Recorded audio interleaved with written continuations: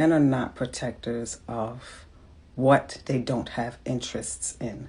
Men are not protectors of women that they're not benefiting from. Men are not protecting me in the world. Men are looking at me as prey, right? So I have to protect myself. I don't understand why this isn't logic to men. These logical beings that they pride themselves on being, it's offensive to hear a woman say, it's all men until proven otherwise. Why does that make men think I hate them?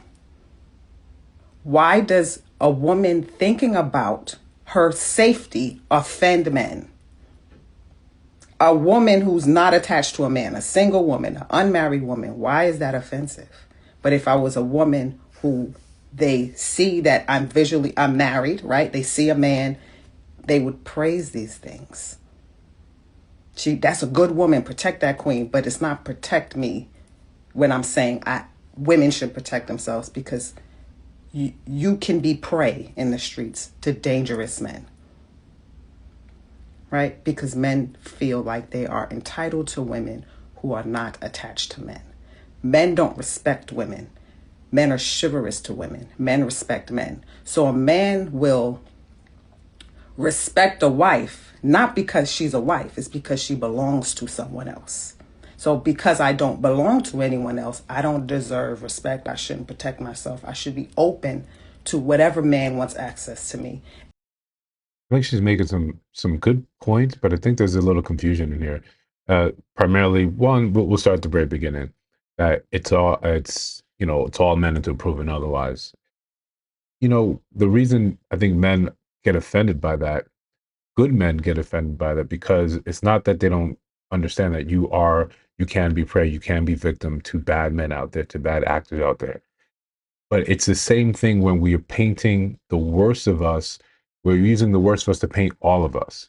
And I get it in a sense of fear and protection and a defensive standpoint, that makes sense for you.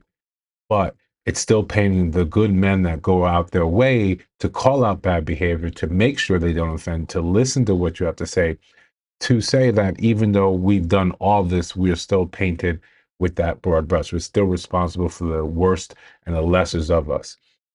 And secondly, it's an easy cop out. Everyone can say that. You can say the same thing about women. It's all women to proven otherwise. All women are going to dog you. All women want your money. All women are going to trade up for you. All women are going to wait to leave you as soon as they get a first opportunity.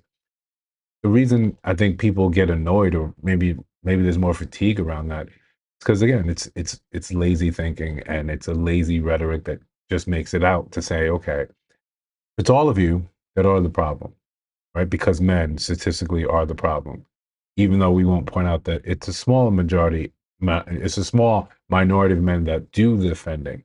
We say, well, it's still men. Okay, I can't be responsible for what these people that I don't know across the world, across the states, are making their decisions there, and their how they're going to govern their life. If I'm trying to live an upstanding life in one where I have a outstanding sister and a loving mother, and that was the basis for how I'm going to treat women, period. If that's not enough, most men are just going to simply say, okay, I hear you, and we're going to do what we were doing before, when the whole Me Too movement came out. Because again, it wasn't all men, but it was men. What happens? We just retreat and we leave you to do whatever you want. In that retreat, in that withdrawal, is where you find yourself without protection, is where you find yourself relying on chivalry. And I like how she put that.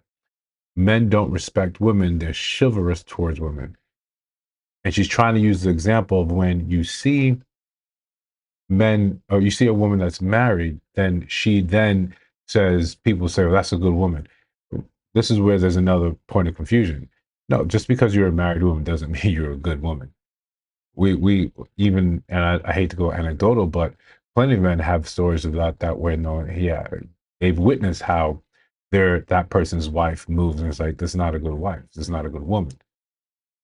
That protection, right? That covering, when you were with your dad, when you were under your dad's covering, as you move towards your husband's covering, that's the protection that you often would sort of be entitled to. Now you kind of want it, but you also want it to be known that all the men are sort of the bad players. So at the beginning of her statement or her video, you're saying that it's all men until you prove otherwise. Okay. There's no way I can prove that in the onset that when I first meet you. So the easiest thing for me to do is just withdraw. Is just to say, okay, let you do what you have to do over there. So you are left without, you know, in her words, chivalrous protection or respectable protection. And the way men sort of respect each other is because there's always an underlying threat of violence there. And we both can acknowledge that, yes, this would cost us something to continue walking down this path. Or 9 times out of 10, most men just want to be left alone. You doing what you're doing over there. My ego's not caught up in whatever exchange is happening here. Or I've got enough to lose where I'm not going to go to blows with you over something so silly. If you have a good woman that's a respectable woman, it's because of her actions, it's because of the way she treats you, because the way people make that observation, or sometimes simply by the things that she's talking about, the words that are coming out of her mouth. That makes men say, look up and say, oh, you need to protect that one. And in the sense, we're not saying protect as in physically, let's all band together and make sure she doesn't get hurt, but we're talking about her values, what her intellect, what she's getting, what she's spouting, because she seems to get something that seems to be, in the minority. She understands the dynamic, usually was when they understand the dynamics between male and females, between husband and wife. That's what men are saying protect. But again, I think the third conflation he's doing is in terms of that protect, in terms of keep and help and propagate that mindset versus physically surround her like you're surrounding the wagons. We often get confused and we look at protection as a physical state, as something that men are throwing their bodies in front of, on the wire, in front of the bullets, in front of the knives to protect women. That's not what men are talking about in this state. The fact that she's saying, yes, we can logically understand, or we should be logically able to understand that life is can be immensely dangerous for women if you're looking at statistics in a poor manner. If you want to follow that sort of logic train, and there's no reason for you ever to go outside because there's always going to be dangerous. There's always going to be men. You never look at it in the sense that how many times, like today, when you went out and you run your errands or you went to work and you came back home safely. You forget, we don't look at how many days that happens, how often that happens. Yes, the potential for danger is ever present, especially amongst men. Men are more violent towards men than men are violent towards women. And the statistics bear that out. But if you go around with a defensive posture, from a position of fear and lack, you are going to find yourself where you find yourself like this, looking around at everything that goes bump in the night as thinking that could be the man that does harm to me. And again, this is a fair position if you want to take it. I'm not trying to convince someone that this is not a real thing. But typically in the wild and in the rest of the world, they would direct you to therapy because you're being hyper vigilant, trying to be hyper aware of every single man around you. That every single man, it could be the next thing that hurts you. That's a fine position to take if you want to remain defensive and on edge and shorten your life. That's what hypervigilance tends to do.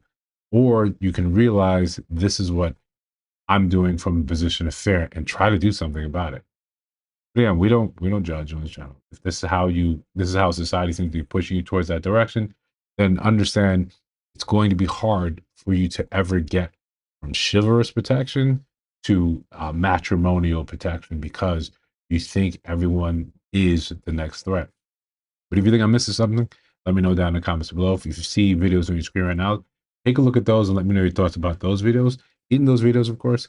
And if you listen to sound my voice after I've been, yapping, you might as well subscribe to the channel. We're just trying to pay the bills.